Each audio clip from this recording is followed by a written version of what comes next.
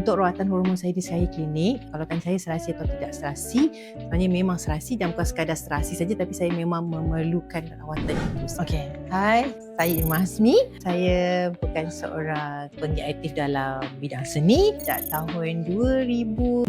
Okay. Alhamdulillah sampai hari ini saya masih lagi aktif, terutamanya dalam bidang pengacaraan, freelance, sebab saya lebih fokus kepada keluarga selepas awal kahwin.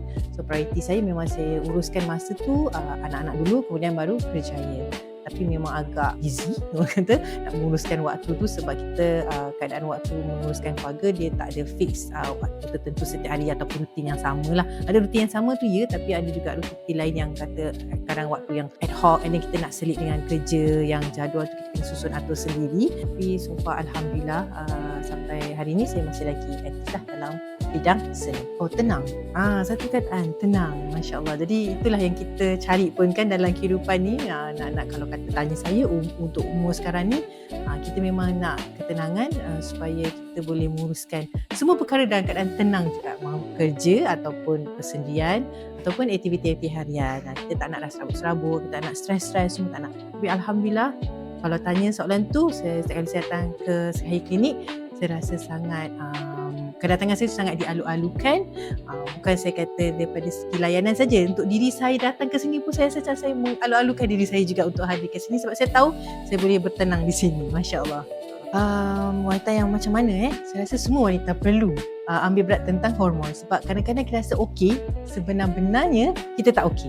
Sebab untuk zaman sekarang ni nak duduk di bandar kan, kita cuba push ourselves tu untuk boleh cope dengan keadaan ataupun aktiviti harian kita, sedangkan sebenarnya body kita tu dah tak mampu dah. Jadi kita menekan diri kita, jadi itu yang kadang-kadang stres yang melampau.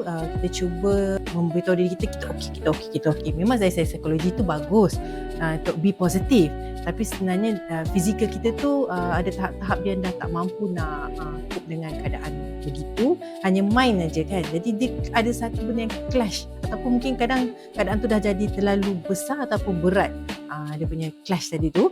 Jadi saya rasa sebelum kita tak nak kan orang kata mencegah tu lebih baik daripada merawat. Kita tak nak nanti keadaan dah teruk baru kita nak cari solusi. Baik kita selesaikan dulu, kita elak perkara yang tak baik tu. Jadi pada saya, semua wanita perlu peka tentang keadaan diri mereka dan terutamanya keadaan hormon tu sendiri. Jadi check, jangan dah orang kata dah sakit, dah keadaan dah teruk sangat, dah depression, baru nak pergi saring tentang keadaan hormon kita. Untuk diri saya sendiri sangat bukan kata serasi je, tapi sebenarnya saya sangat perlukan rawatan.